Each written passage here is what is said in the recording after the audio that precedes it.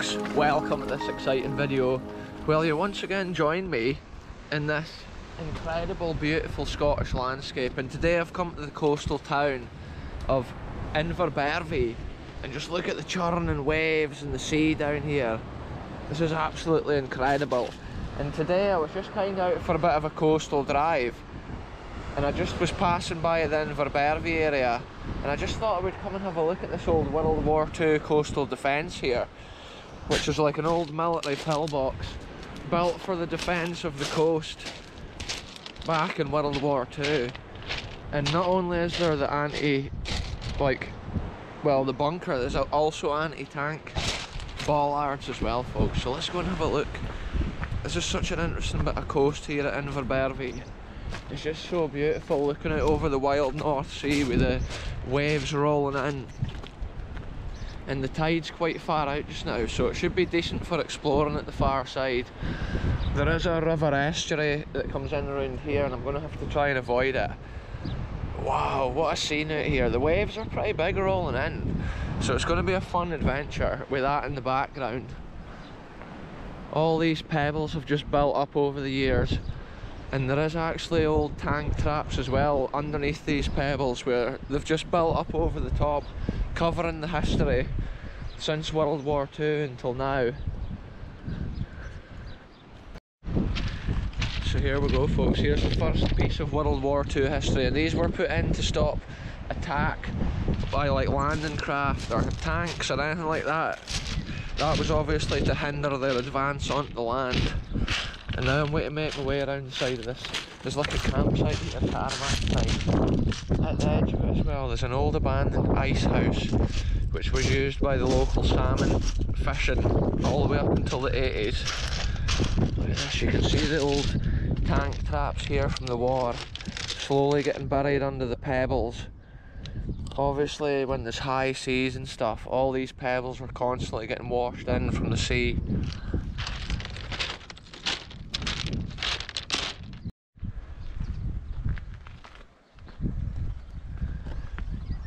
At this time of year, everything's so overgrown. That's why I like having these little kind of like coastal locations or easier to reach locations. This is a cool old bridge as well, and there's a little bit of information here about it.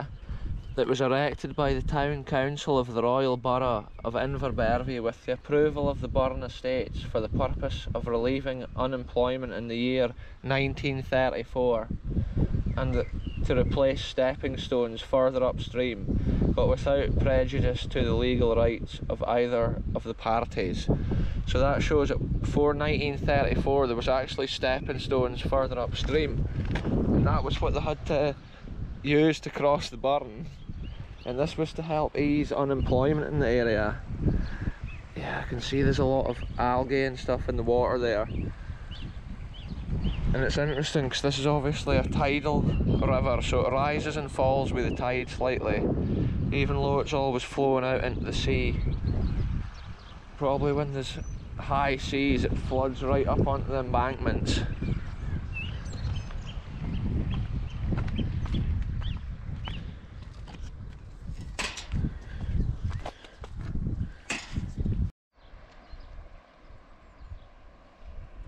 Check this out, folks. I just love summer and being able to spend it in places like this with the beauty of the scenery, the colour of the plants, and then the wild nature in between it. It's just so special at this time of year with all the colours. Even though things are so overgrown, the places you can go just look so incredible. It's always worth the adventure to go out for a walk or a stroll. Sometimes the scenery along the way is just so incredible.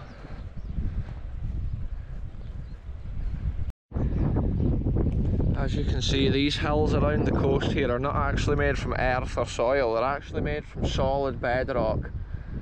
And that's like a lot of the typical solid bedrock that we see on the adventures when we're out exploring. It's kind of that sandstone sedimentary rock with the big pebbles in between it.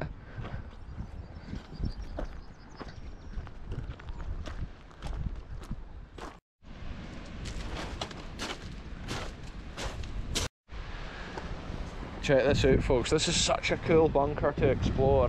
I just love its location here, and it's on the side of this hill obviously to defend this little coastal town, or this area of the coast back in the war.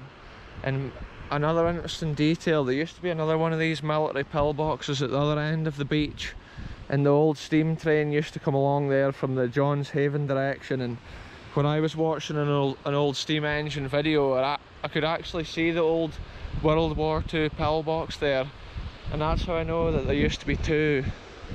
But the other pillbox along there pretty much looked the same as this one, and it's really cool that they left this here to tell the story of history. Let's go in and see what's left. It must be quite a commonly explored bunker, judging by the wear on the grass. And also look at the soil up on the roof. That was put up there with the grass to stop the German Air Force from being able to see it so easily. They always used to camouflage these locations and make them hard to see. And it's incredible to see the tank trap bollards leading off down into what would be the high tide line. They used to basically put those bollards in areas which would have been easy to get on to land with, like landing craft or anything that they were trying to bring on, even like tanks and things like that. These were just put in position so that it would be high, it would slow down the movement. They might be able to shift them eventually, but by the time they were moving around trying to shift things like that, the British would obviously be down here defending the land. Anyway, let's take a look at this, see what's left from this ancient time in World War II history. I love the character of these bunkers with the grey sandstone, and you can see where originally they would have laid wood and they made it the shape of the bunker out of like a wooden frame, and then once they poured the cement in with the thick rebar, the thick cement, when it dried they then took away the wooden inlay and the framing, and then this is what's left. And that's why you always see the wooden grain onto the cement. And just look at that, a wee caterpillar, a little fluffy caterpillar living on the cement right there. He's maybe chewing up some of the green mouldy stuff that's on it, the mossy stuff. Wow, just check this out, folks. See what I've noticed previously? This is likely to have been built by the Home Guards in this area, which was obviously the local kind of like military, which was made up from old people or people that couldn't make it into frontline service.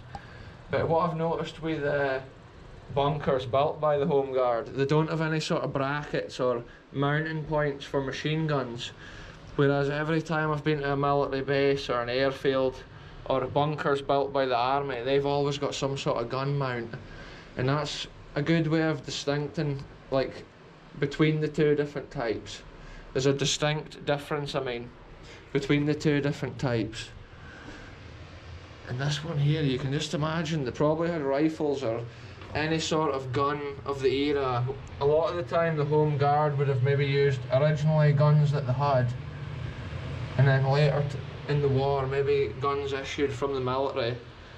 And it's so cool, you can actually see the grain of the wood and the way it was cut.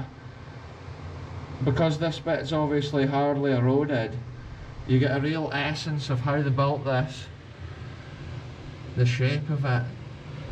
Just imagine making these lookouts.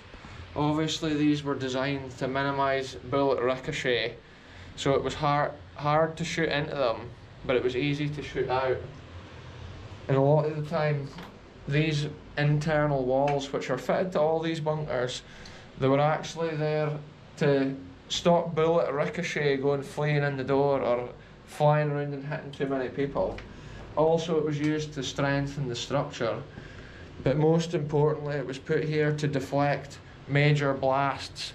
If a bomb or whatever had landed outside or near the door, this prevented shrapnel, but also the force of the blast from coming in here and damaging the bunker occupants. Wow, it's just a mad bunker. I think there's a lot of pebbles in here, so I'm not sure if at like really high seas the water actually washes some of that pebbles into here. That's almost how it looks. But also this must have been the scene of many camping trips and many parties, because there's a serious remains of like fires and just party bric-a-brac, empty beer tins, empty cans. Look at this end, look out here folks, it's actually narrower than all the other ones, and it must have just been because the land outside the window there was no point in them having a massive lookout hole here when you can just see an embankment. There's actually an old boy standing right down there at the corner of the beach. I don't know if he's doing a bit of fishing or what. Crazy folks, what an adventure. I love places like this. It's like World War II history. Just about gone. Nature's the thing that takes these back over. Obviously because it's so strongly built with like cement and the brick, everything that would be gone out of it is now gone. And it's just the cement, which is the skeleton of the history, buried here in the land more and more as the years pass. You can really see how the wooden shuttering was built along there in two sections. And then look how the beams have been along the top. Often it's so interesting to see that sort of construction. And just imagine it when the wood and stuff was in there. Look at that, it's like none of it was perfect. It was all quite rough. But it was just what they obviously had to do to defend the country at that time. There's another one of those caterpillars up within its chrysalis. In the centre of the frame there folks, that is a caterpillar, just a way to hatch out into the world. And it's a way to go out into that mad greenery at the door, just like this one. It's probably hatched out as well, and it's a way to make its way into the big world. Wow folks, let's take a look up on top of this. Look, there's potentially an original step there, that old sandstone step. It's like it's been built up the back of there. And you can see how it's been built right onto the front of this bedrock cliff there folks. Wow, this is so cool. Originally the sand in the soil here was most likely shovelled onto the top of it at an early time, and then camo netting was put on. Because in the early days it would have taken a while for the grass and the bushes to grow back over it. But judging from what I'm seeing, you can really tell how long it's been from the war, and credit to this structure, it's still standing, telling its little story of history and overlooking this vast seascape.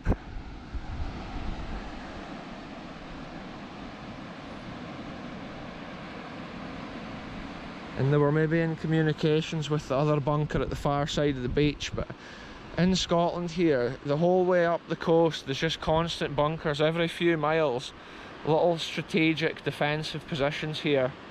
And the whole time they would have been looking out across the sea, monitoring for U-boats or incoming enemy vessels, even monitoring the sky at times, looking out for planes or bombers or anything incoming of danger in the war. But I believe this bunker in particular, because of the angle that it's at, they must have seen this as an area that needed defending, and you can see why, because it's so level coming in onto the land. And I believe the Germans were basically looking around the whole of Scotland, and they probably had many places they were planning on invading, and that's probably the idea, like everywhere had to be defended, because Britain didn't even know where it was going to occur. And we'll head right around the other side of this now. We'll have a look at these incredible tank traps. See, the thick layer of soil on the top of this is likely like giving it some good protection from all the weather, because sometimes the weather on the east coast here is just ferocious, and the weather a place like this has to put up with, it's just mad at times. Like, and just look at the construction from this side, it's so interesting to see.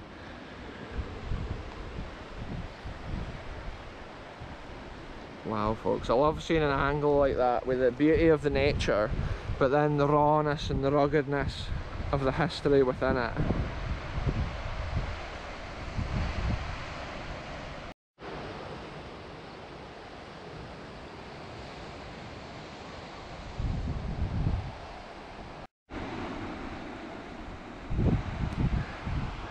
Yeah, check out these tank traps folks, they're all on the line, and you can imagine more lines of them under there, underneath the pebbles. It's amazing how much the pebbles have moved and shifted over the years. Probably at times they get covered up and then uncovered, and then depending on the storm conditions.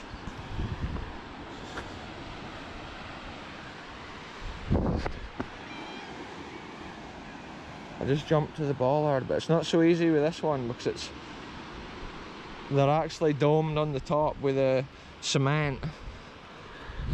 Yeah, look at the way these are constructed as well. Probably just a big square box made with the wood, and then the cement and pebbles all just poured and thrown in the top. These likely include a hefty amount of rebar as well, I would think, just for strength. But I have seen these in other places where the base of them has been washed out from the sea and they've toppled, and they really don't go far into the ground at all. They'll just have a small cement base at the bottom. In fact, I can actually see it on this. Look, we can see how these ones are washed out from the sea. Check it out, folks. See, they're just sitting on top of the ground, basically. Yeah, and look, there's the evidence. There is rebar in them, because there is the rebar.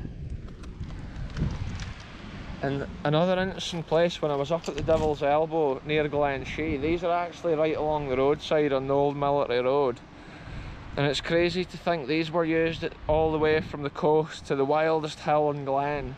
Any strategic position, these were often used to force any invading army into the viewpoint of the bunker. And it's the same up at Glen Shee. There's a lookout pillbox with about 1.5 miles away. The Dragon's Teeth are strategically positioned to push people into the view of the bunker, because the Germans wouldn't have known where all the bunkers were located. That's how it's cool on this video and this channel, finding them and locating them and documenting them. From this angle here, that looks so special.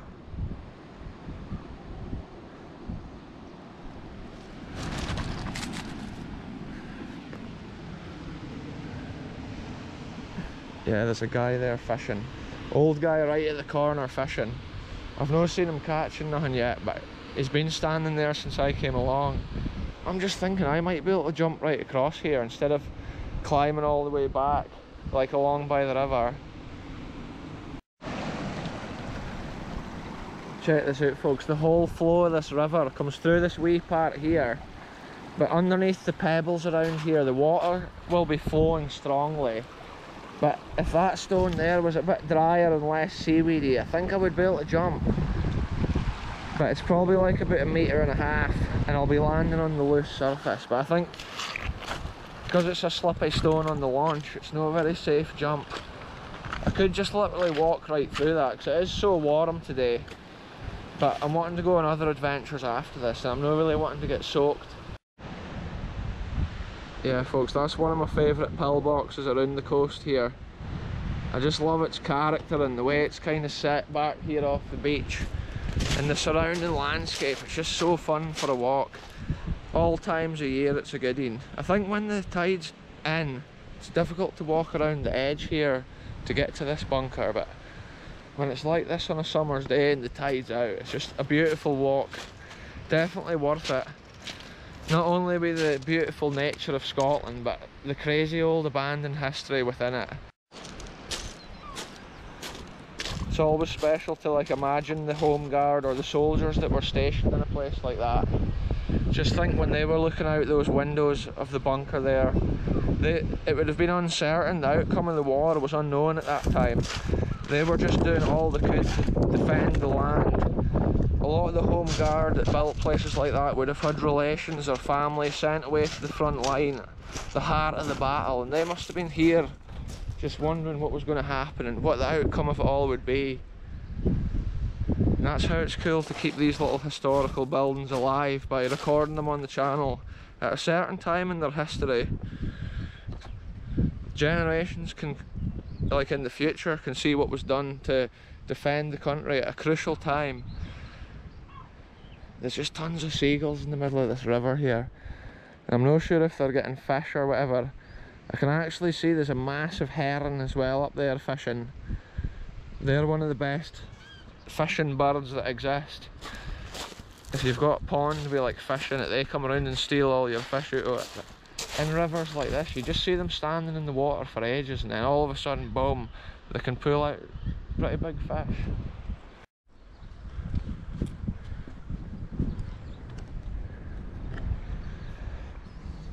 so hot today, folks. It's about 25 degrees Celsius right now, which is just incredible conditions out here in Scotland. There's a real humidity with recent wet weather. It's just amazing at this time of year exploring. I love the warm wind, and it's so cool being able to go outside with just a t-shirt and not having to worry about so many jackets or jerseys.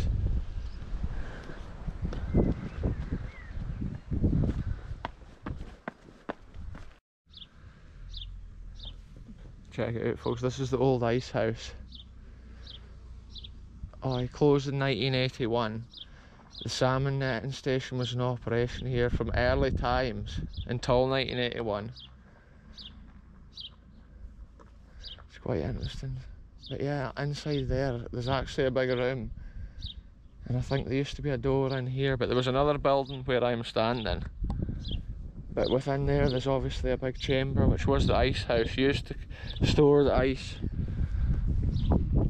for the fish before the days of refrigeration and stuff like that. So look at these tank traps, folks, almost buried. It's just a mixture of history here in old harbour town, or coastal town I should say, like Inverbervie. These waves curling in onto the stones here, it's just beautiful. There is a bit more of a breeze here, I do apologise for that in the audio, but I'm just about back at my car anyway, folks, so I'm going to end this one here. Thanks very much for watching, and I'll be back soon with the next adventure, wherever I end up going.